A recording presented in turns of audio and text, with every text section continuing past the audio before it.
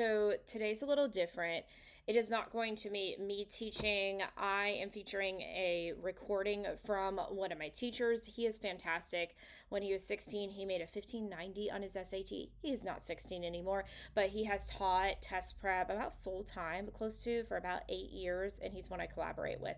This is a recording from one of our classes that he taught that is a deep dive on SAT grammar, and he does a fantastic job explaining it. So, I hope you guys enjoy, and don't forget to hit subscribe. And regardless, good luck on your SAT. And he references a Google Doc, which I will link down below. But enjoy. This lesson, I am going to sometimes be using technical terms for grammar concepts. I don't need you to retain most of them. I mainly just need you to understand the idea behind it. But there are a couple that I am going to have you know because I'm going to refer to them quite often. So the first terms are going to be independent versus dependent clauses. These are important to know conceptually. So basically, a clause is part of a sentence, sometimes a full sentence. And then an independent clause is something that could be its own full sentence.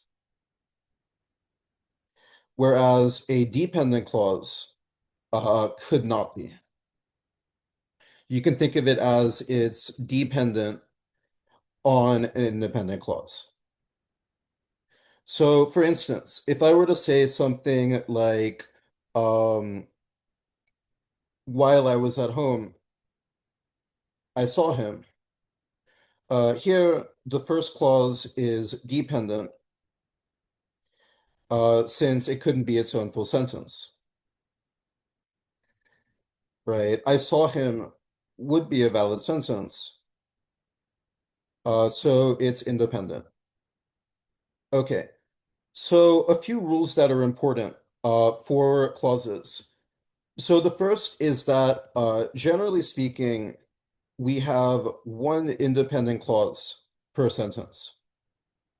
There are some exceptions that we'll see, but mainly it's just going to be tied to punctuation that work like periods, but are different otherwise. So, one important thing is the minimum required to have an independent clause is a subject-verb pair. Okay, so for instance, if I were to say I slept, period, this is a valid sentence. I is the subject and slept is the verb, right? The action. Okay, so that's the first thing to keep in mind. If a question is testing clauses in some way, and you'll generally know because it'll be testing punctuation,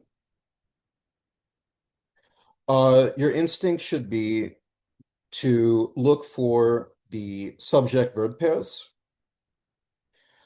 see if anything is making them dependent, then think about how many independent clauses we end up having. Okay, so that's one thing that's important. Another thing that's important is verbs ending in ing or with a preposition like to or that in front, do not count for a subject-verb pair. So for instance, if I were to say John runs to the store, this is a valid sentence, but not John running to the store or John to run to the store. Right here, we don't have a valid subject-verb pair. Okay, so just try and keep these in mind. I'm going to be using these terms often. And the reason I will say independent clause as opposed to full sentence is there will be cases where the independent clause doesn't form an entire sentence.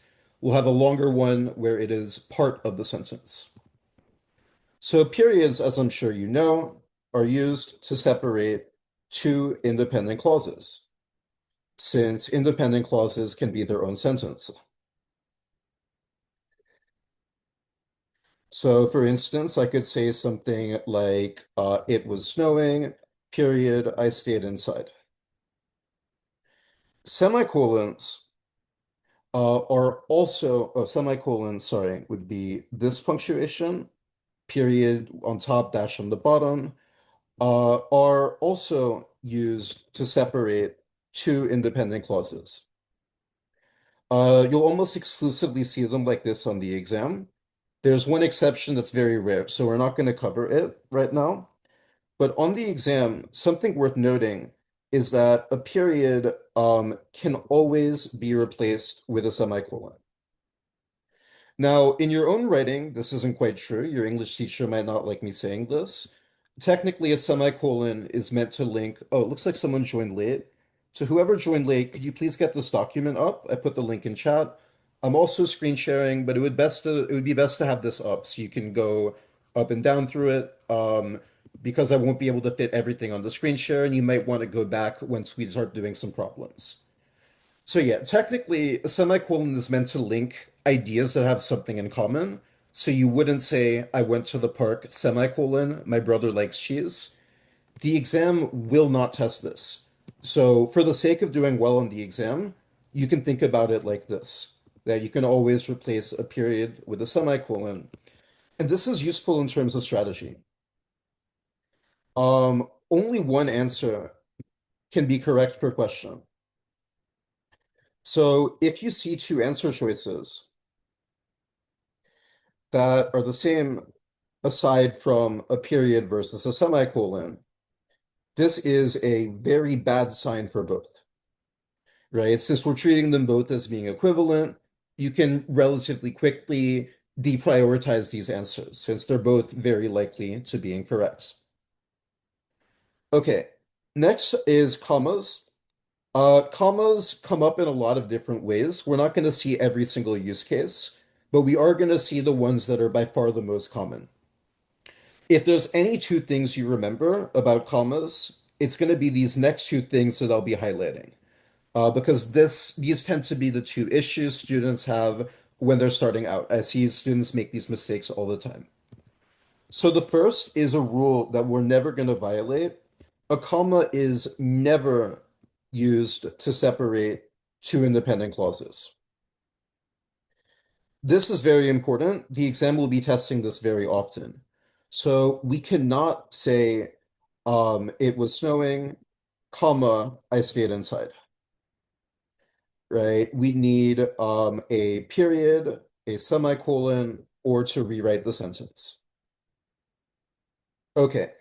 The second thing that's very important is in terms of strategy, which is do not choose to include commas unless you can think of a specific reason for why they would need to be there. This is also extremely important because students often will decide to add in commas due to them sounding better or thinking that a sentence is too long and that it would be good to have a pause somewhere. Okay, this is an extremely unreliable strategy for the exam. You always need to stick to the specific grammar rules, which is why we're going to be covering them in depth. Okay, with that out the way, commas are most commonly seen on the exam as a way to separate an independent clause and a dependent clause. So for instance, we saw this earlier on with while I was at home, I saw him. Oh, whoops. Here, right? This clause was dependent. This clause was independent. We're putting a comma between them to separate them. Okay. There are also some other uses, right? So here, yeah, sorry, I should have noted, right? The first clause is dependent, the second is independent, and the comma separates them. All right. There are also some other cases that we'll see them. So we also use them to separate items in a list. You might say, I bought cheese, eggs, and milk. We use them to separate items, adjectives describing the same thing. So we might say he smelled of cheap, um, expired cologne, right? Here, and I could say like stinky, for instance. We have commas between those adjectives. And then one that comes up a bit more is we use a comma after a prepositional phrase. So basically, this is a short phrase, sometimes a word that is used to give context for when or where something is occurring. It looks like I had a message in chat. Oh yeah. I don't that's just what I came up with as the example. But yeah, it's used to give context for when or where something is occurring. So we often see this with time. I might say something like, yesterday night, I had steak for dinner. Okay. So yeah, as a general rule though, most commonly it's going to be independent clause and dependent or vice versa to separate them. All right. Now we're going to get into more specific cases that are going to be related to commas. So one that comes up very often is a comma plus a conjunction. So what is a conjunction? You don't really need to memorize this term. Just the concept itself is important. So conjunctions are words or phrases that are used to grammatically connect clauses. And it's mainly going to be just the grammar function that they have. They're a way to connect one clause with another. So common ones, you may have learned fanboys when you were younger in school, include ones like for, and, um, but also ones like because, while, so, when, there's a bunch of them.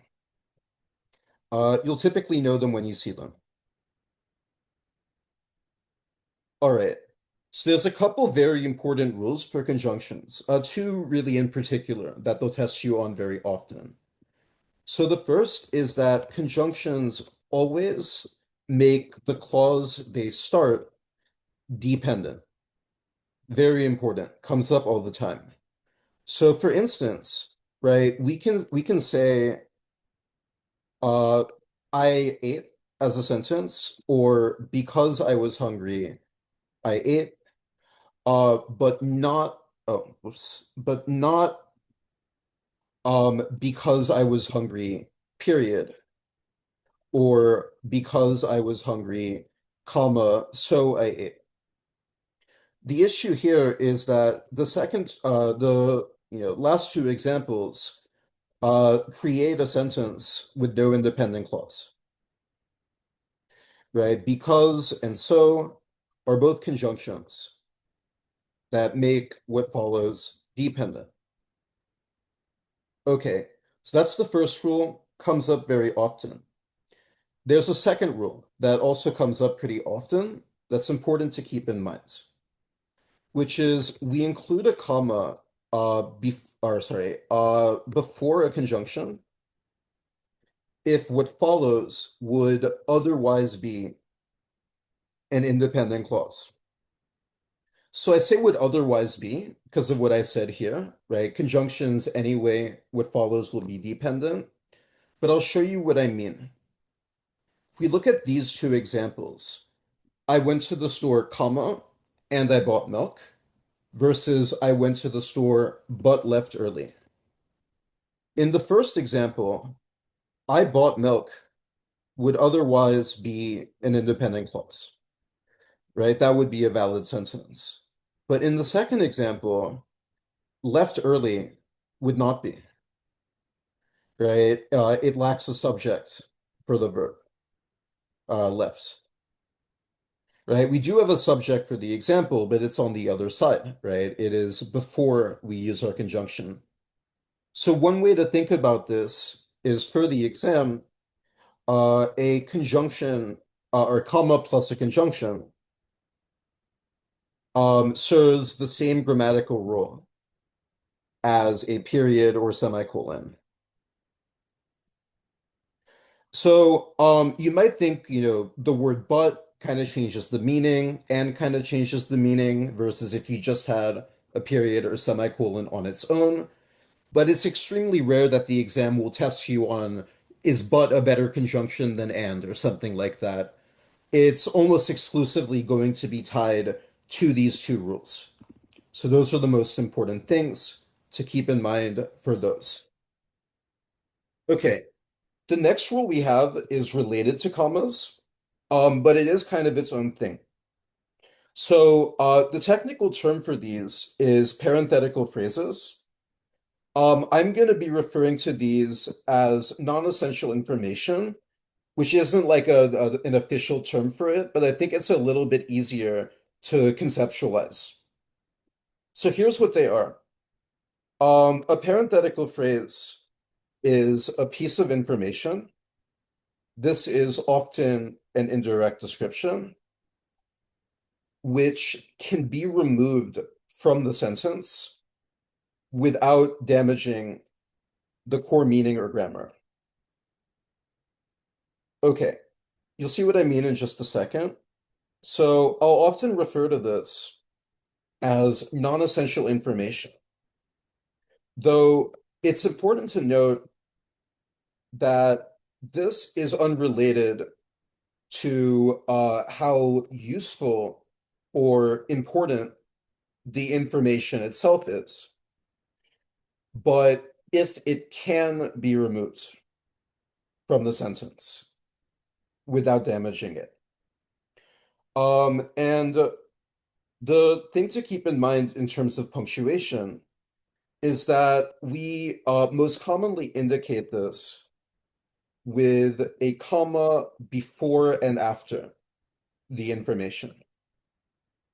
In the cases where we don't, we still must always surround it with punctuation. So I'll give two examples. For instance, and I've color coded these. My father, comma, an engineer, comma, designed a bridge. Here, right, we don't need to know that he's an engineer. It's nice to have for context, but it's not essential. This sentence could just be, my father designed a bridge. So that information is non-essential, right? We've marked the non-essential information with a comma before and after. Something worth keeping in mind is not every single situation with a comma before and after will be for non-essential information. Sometimes, right, we'll happen to have them for reasons we saw earlier, right? So you might have, like a phrase that needs a comma, and then you might need a comma and a conjunction or something. So do keep that in mind. But most of the time when you'll see them, it will be tied to this. And you can usually tell by assessing what's going on, right? An engineer is describing my father. We don't really need to know that he's an engineer. The sentence still works without it. Um, as another example, so yeah, I'll point out, sometimes we'll have a non-essential information at like the beginning or end of an independent clause. And when this comes up, right, we use a comma plus like a semicolon slash period. So as an example, if I was to say, I was there with my father, semicolon, an engineer, he designed a bridge. In this example, we also don't need to know that he's an engineer. But since we used a semicolon to separate the two independent clauses, we're going to start with that, but still surround the phrase with punctuation. Right here, semicolon before, comma after. Okay, dashes. Dashes they come up in a bunch of different ways in like your own writing, and the ACT tests them with a little bit more going on. But the SAT is simpler with them, which is going to be nice for you. And I'm just going to focus on how they come up on the exam specifically. So dashes, right, which are this punctuation here, as tested on the exam, are almost always, I'd say like more than 80% of the time, used to indicate non-essential information, parenthetical phrases like we saw earlier. Actually, no, sorry, I'm going to come back to that after. Sorry. I should have said tested on the exam, sorry, are used in the same context as commas. I'll get to what I just said in a second. Sorry about that. So, for instance, I might say something like, I was there with John, dash, a good friend of mine. Right here, a comma would also work in the sentence.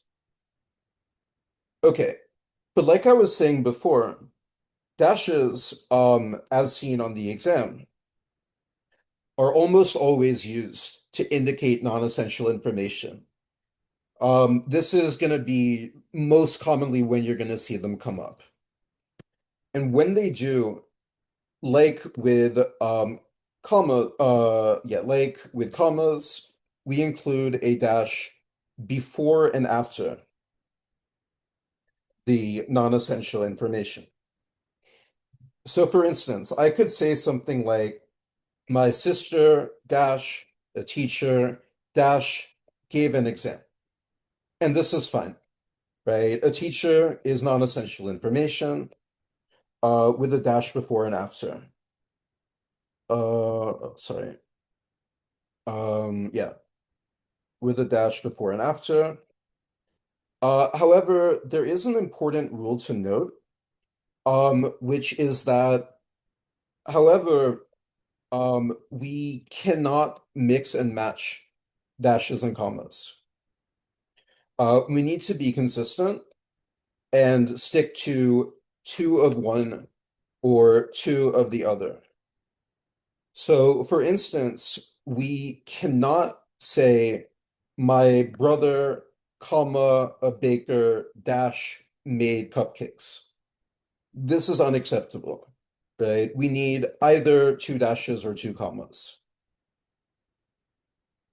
Okay, this leads us into our next topic, which is related, which are transitions.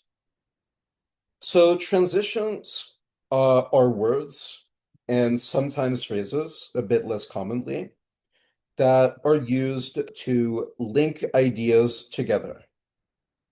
Something important that I want to point out is that these are not the same as conjunctions.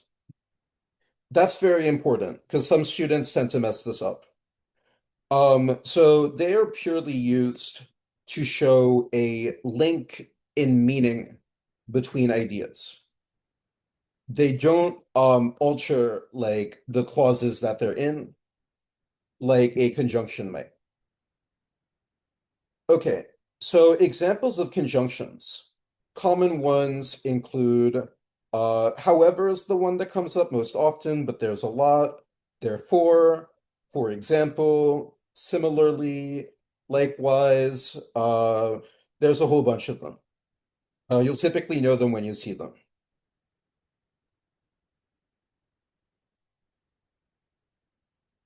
So I'm not going to get into the difference in meaning between all of these, because it doesn't come up quite as often, and it would take more time away from other topics I want to see. But we are going to talk about how they work grammatically.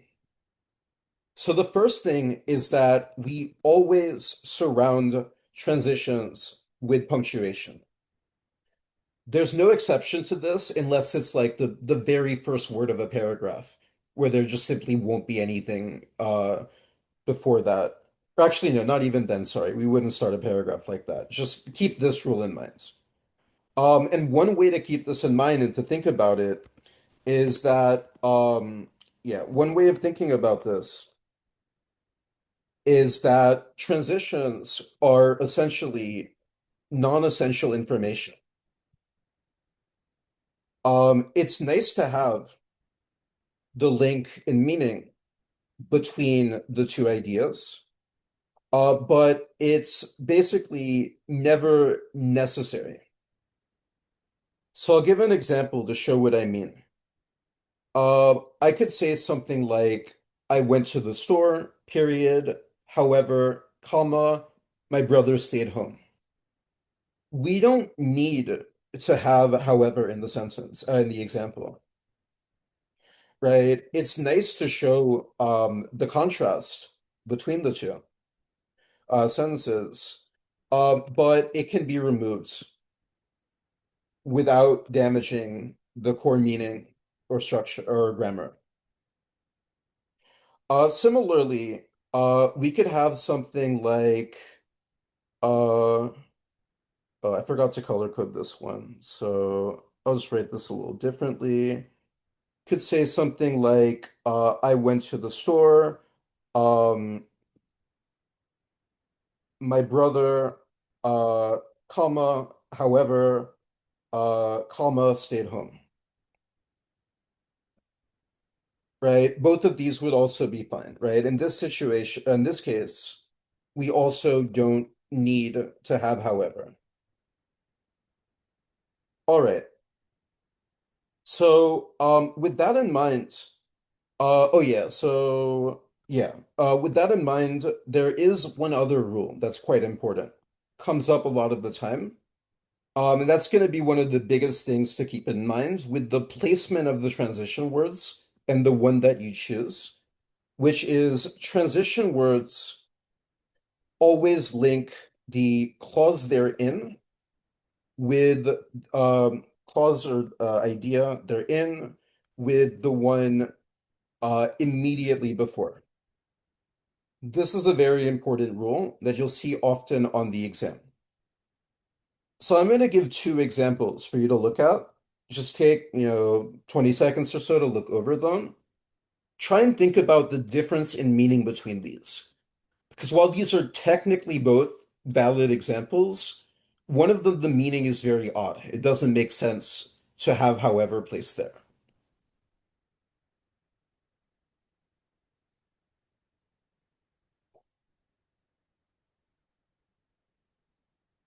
Okay, so here, the thing to keep in mind is however is used to indicate contrast. So we want it to show a link between the ideas that contrast with each other. So looking at this, right, in our first example, um, we want it to show. In our first example, however, is in the middle sentence, making it link back to the first sentence. This makes sense, right? Um, because it right the it may be it's surprising that I passed the exam despite thinking that I'd fail, right? These ideas contrast with each other. In our second example, however, is in the final sentence, right? So, so here, this is linking the middle and final sentences, which is strange. It's a completely normal reaction to be relieved after passing an exam that you thought you'd fail. So it doesn't make as much sense to place it there. Technically, these are valid sentences. If I had some text that explained why it would be shocking for me to be relieved after passing. It could work, but it's very unusual. It doesn't really fit in well. So on the exam, you will see some questions like this, where however being placed in one sentence versus the other is going to affect the meaning, and there will be one clear choice. Okay. One thing I want to note though, that's important, is that in the examples we saw, th however being at the start or end of like a sentence itself, doesn't really make a difference. So I could say something like, I thought I'd failed the exam. However, I passed. I was relieved. And this is equivalent to the first example of the two we saw. Both are okay. These days, it's more common stylistically to have however at the start versus the end, but either is fine grammatically. The exam will test you on both. We have one more type of punctuation we'll see before we're going to look at some practice problems, which is the colon. So a lot of students aren't really sure how colons work, or they give an explanation that's kind of incomplete. But the good news is that these aren't too tricky on the exam. There's actually less to remember about them than commas. So to use a colon on the exam anyway, teaching the exam rather than every use case outside of it, two criteria must be met, which are as follows, and these are to know by heart. The first is what comes before the colon must be an independent clause. Then what comes after the colon must directly explain or elaborate on what came before. And this can be a clause of either type. So in your day-to-day, right, this is most commonly seen with lists. So as an example, I might say, I visited three new countries, colon, France, Germany, and Spain. However, it's important to note this isn't correct because of there being a list after, but because it meets both criteria. I visited three new countries is an independent clause, right? Could be its own full sentence. And France, Germany, and Spain directly explains what the three countries were. Something like I visited three new countries, colon, John, Bob, and Henry, is not, right, a correct use of a colon. This list doesn't explain what the countries are. It's irrelevant.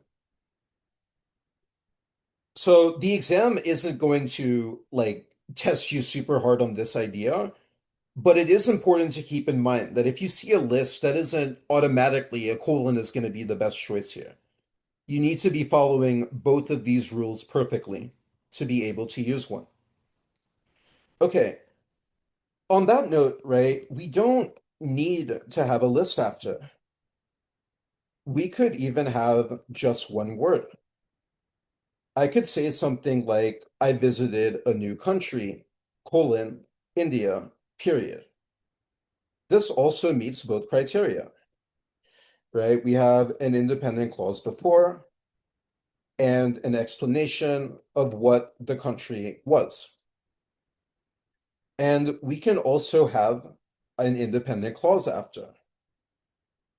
So I could say, I visited a new country, colon, my mother and I flew to Jamaica, period. This also meets both criteria. So something you might have noticed here is that a period or a semicolon could also have worked, because sometimes the concepts will overlap, right? A period or a semicolon could work here, because we have two independent clauses. So that's something to keep in mind, because it will come up on the exam, which is that colons are the only punctuation seen on the exam that can both link an independent plus dependent clause or two independent clauses. So that's something to keep in mind, where if a semicolon works, a colon might also work. Something to look out for in terms of when you're trying to eliminate choices. Okay, those are all the concepts that I think are the most important that will come up. We're going to look at some practice questions. Because we're a larger group, I don't think I'm going to be calling on individual students, also because I want to see more examples. But I'm going to give, for these ones we're starting out with, these are going to be shorter ones that are mostly just testing the concepts. And then we'll be doing some that are longer and more typical of what you'd see on the exam. If you don't mind, if you could just send me a direct message in chat rather than in the everyone chat with the answer you got, just so I can see a rough head count of what students are choosing and know what to focus more on, that would be great for me. But I'll give you around a minute to do this one starting out. And also feel free to scroll back up and down through the document. If you don't remember how a semicolon works, you can just like control F semicolon. It's one of the benefits of doing it in the document.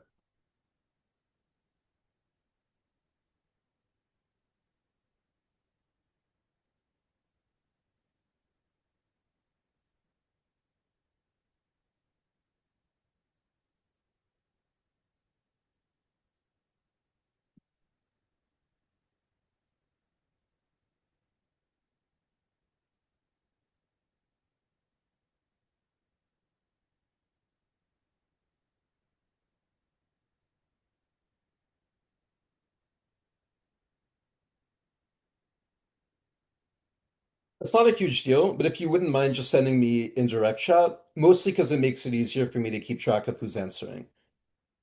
If you already put it in public chat now, that's okay though, just for next time. Give you around 20-ish more seconds.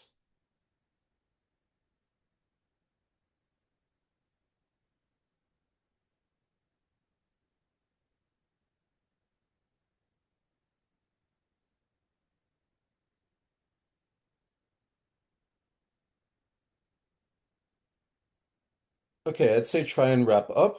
Leave your best guess or question mark if you're not sure. We will cover this, but it looks like everyone who answered got this one, so that's very good to see. We'll just cover it relatively briefly. But yes, B is correct here, right? With B, we have an independent clause before and after. So it's appropriate to use a period here, right? With A and D, right, a comma or nothing at all is not enough to link them.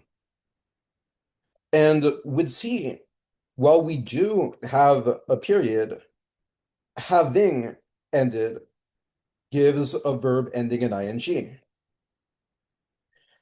This does not count for a subject-verb pair, and thus for our independent clause.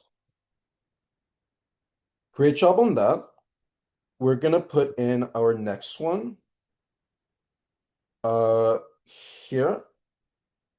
I'll give about a minute for that one too. It's on the next page.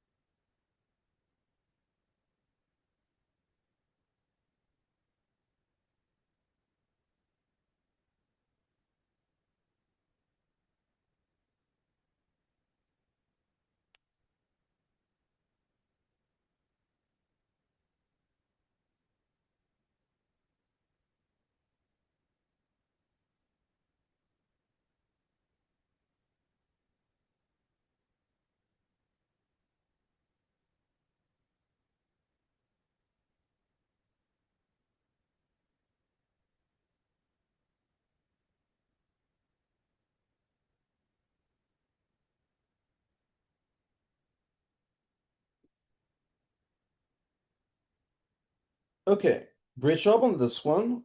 Looks like everyone who answered got it.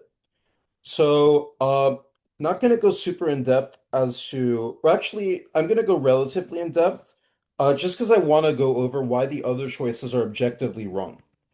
So D is correct, and this meets both criteria for a colon, right? The first clause is independent, and the following clause explains what the solution was. However, it's interesting to note why the other choices are objectively violating grammar rules as opposed to just sounding worse.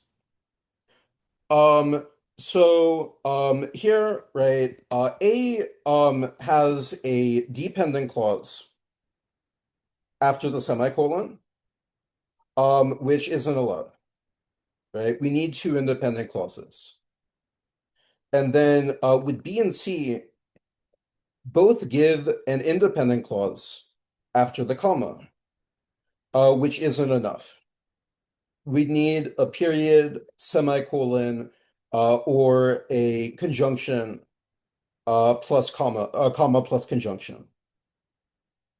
Okay, great. Let's do our next one here.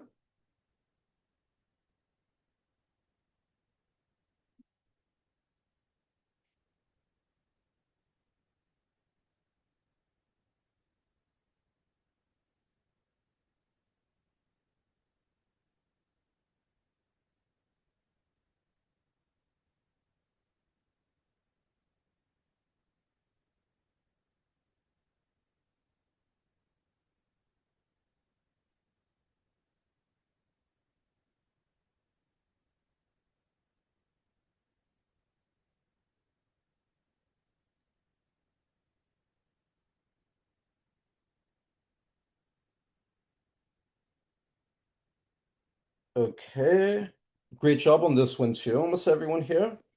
And next ones are gonna start getting harder. But yes, he is correct here. An Irish archaeologist is non-essential information. And we've already started with a comma before the phrase. So we should end with a comma.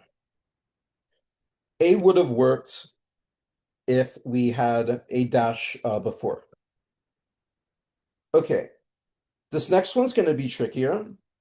Um, I think you may not have as much trouble getting the correct answer as you do knowing exactly why the other choices are grammatically wrong. After this, we're going to see some problems that are more typical of the exam, where it'll be a longer like paragraph, and will be a little bit harder.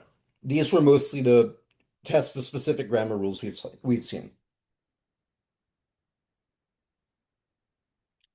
So feel free to take more time with this one, and maybe try and think of what specific rules are the wrong choices violating.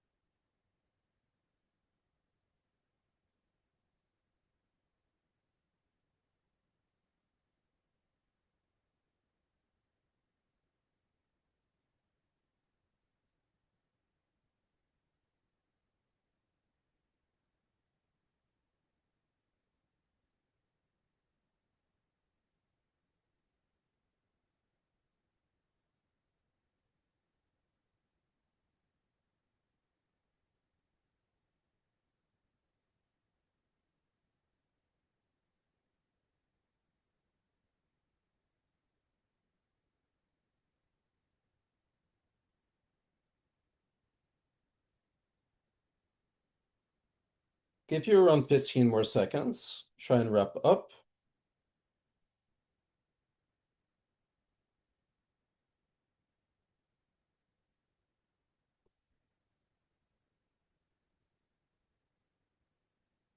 Okay, I'd say leave your best guess if you're not sure.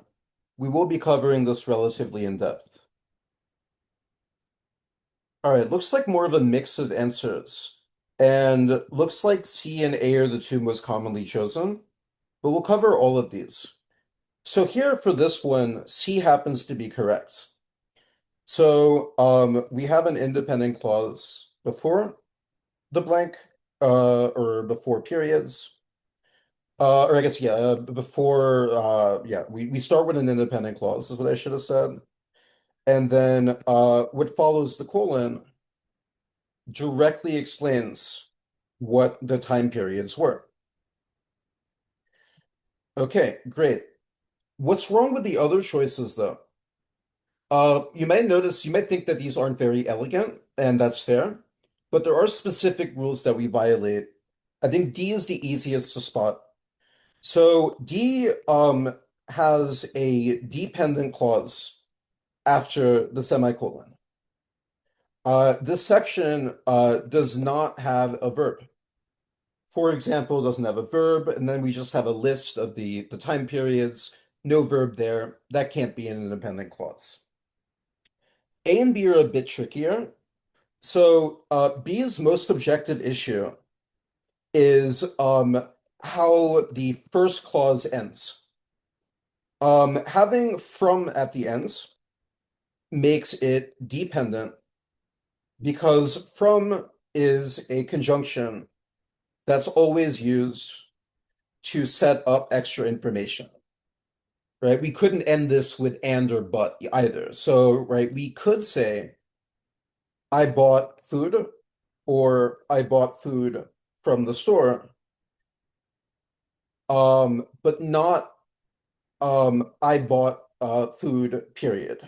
I bought food from, period. Okay. A is interesting. I would say A is the trickiest here. And the most objective rule it violates is tied to transitions. So with A, for example, is a transition word. And one of the rules we saw with transition words was that they always link the clause or idea they're in with the one immediately before. So if we look at our sentence here, right, and we choose A, so um, we have with A, for example, is in the first clause slash idea, right? Before before we use our colon. So this ends up being an issue because right, since we need our transition word to link back to the clause before the one it's in, we can't use it here, right? This is our first clause, so there's nothing for it to link back to, right? If we had some other sentence before that the item had a series of engraving depicting that that could be an example of, then A could work, but that simply isn't what we have. One other thing I want to point out with A and B in particular, is that it's also generally poor form to use both, for example, and a colon, because these are both used for very similar reasons, right? To give a direct example for something. So we generally want to commit to one or the other. Okay, now we're going to move on to questions that are more typical of what you'd see on the exam. And this will be the first one. Can take a bit more time here, closer to like a minute 30 seconds here.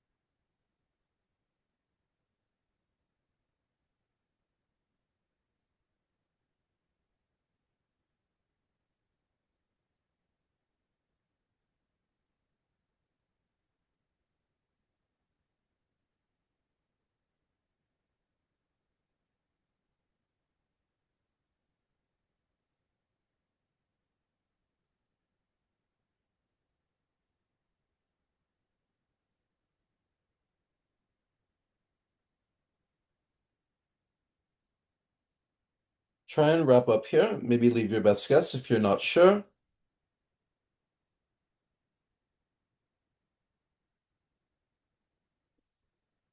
Looks like a mix of answers here, and mostly between A and B, and most chose the wrong answer. So I'll be focusing a little bit more for this one.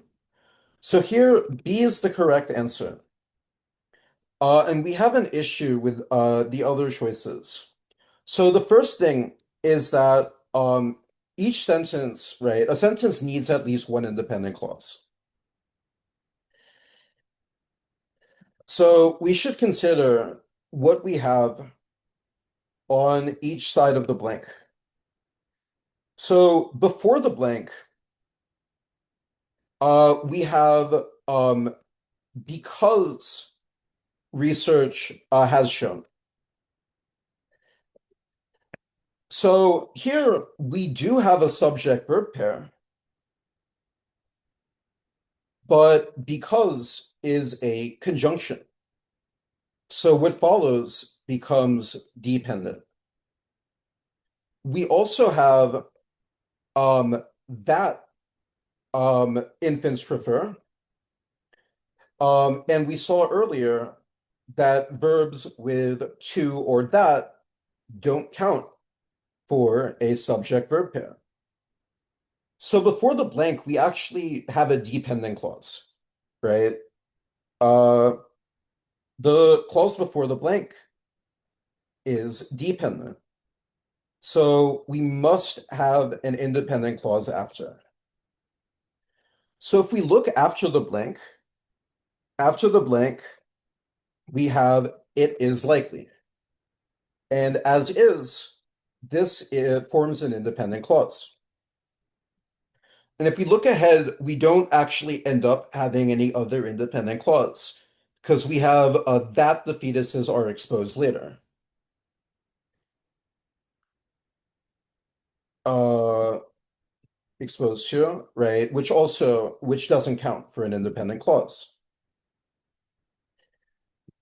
So here, right, B is the best choice. With B, we have a dependent clause, then a comma to separate it from the independent clause. Okay, the fetuses are exposed to. Whereas with A and C, so is also a conjunction, just like because. So if we choose either of those, we end up with no independent clause in our sentence. Okay, I think we have time for one more. And the one we're going to end with is one that's actually really hard, though maybe not as hard if you keep in mind what we've seen today. But in isolation, this is a question that almost all my students, before seeing this sort of lesson, get wrong. So feel free to take your time with this. I'll give you like 2-ish minutes. I'll correct it, and then you can stick around if you have any questions for me.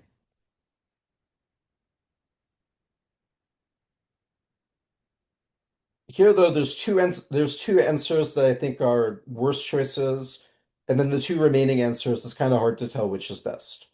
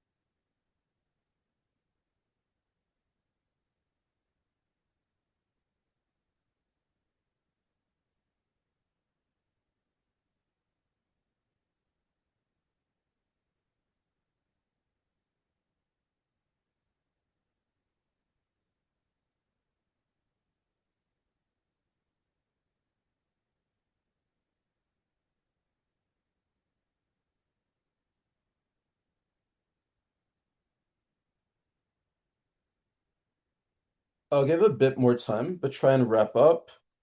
And if you can stick with me, just maybe 1 or 2 extra minutes, just because there's a lot of useful things to cover here, unless you really need to go after this.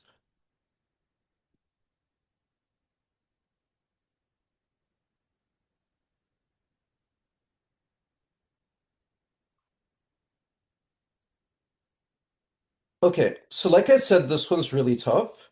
It is good to see that most students, although they did get this one wrong, didn't pick one of the answers that I thought was worse. So I'll be covering this.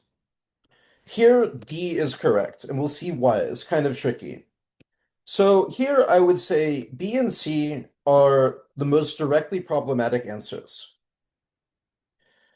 However is a transition word, and transition words must always be surrounded with punctuation.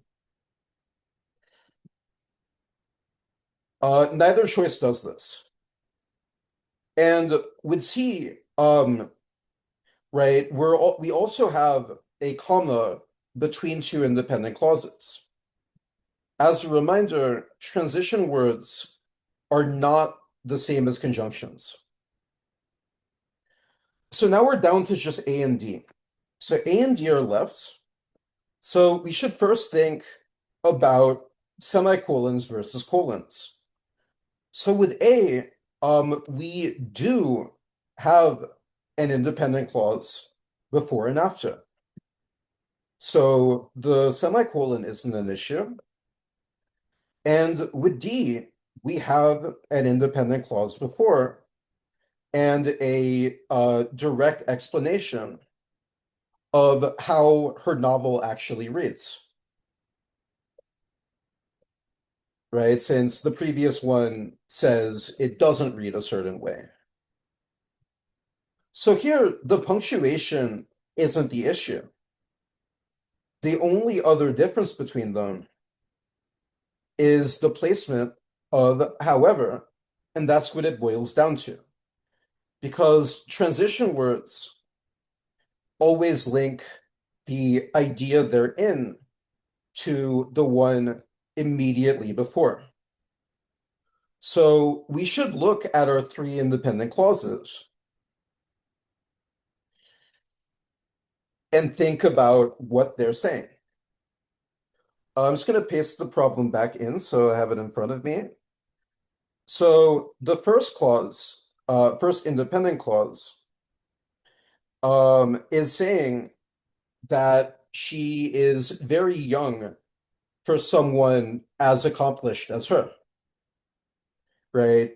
Youngest ever recipient of the prize, one of the youngest members. Okay. Then the middle clause says that her book does not read as the work of an upstart. An upstart is an amateur, to be clear. And then the last clause says that her book, the depictions in her book show maturity, a mature sensibility. So we want, however, to link the ideas that are contrasting. And here it should be the middle of the first and middle sentences. And I'll show you why, right? It may be surprising for someone so young to not have books that read like that, those of an amateur. However, the middle and last sentences are basically saying the same thing. Both are talking about how her book isn't amateurish. Just because one says that it does not read a certain way doesn't mean that they can trust.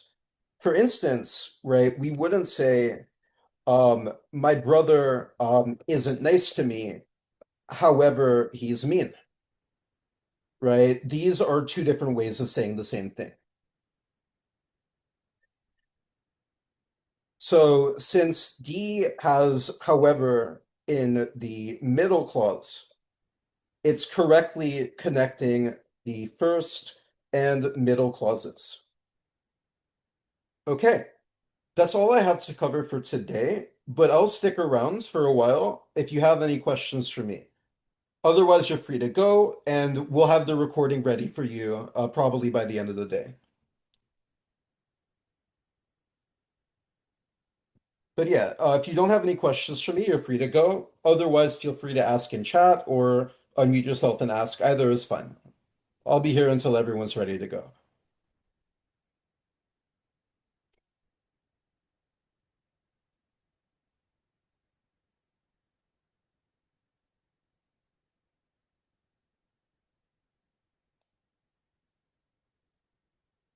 Victor, you have any questions for me? Otherwise, you're free to go.